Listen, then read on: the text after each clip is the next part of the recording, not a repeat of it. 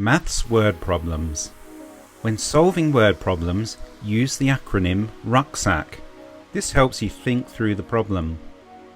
R stands for read the question carefully. U, underline and understand the key words in the problem. C, choose the correct operation, whether it be add, take away, multiply or divide, and the method you should use. S, solve the problem. A, answer the question. And C, check you're working out. Tip: always write down the numbers you read in the text and then sort out what you must do with them by identifying the operation in question.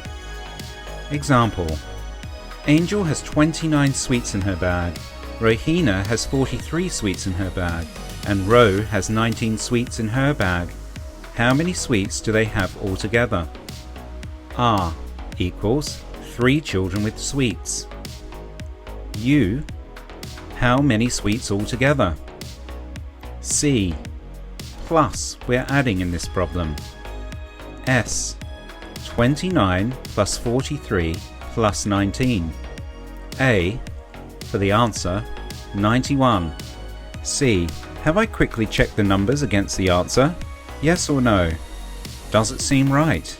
Yes or no? And that's Rucksack.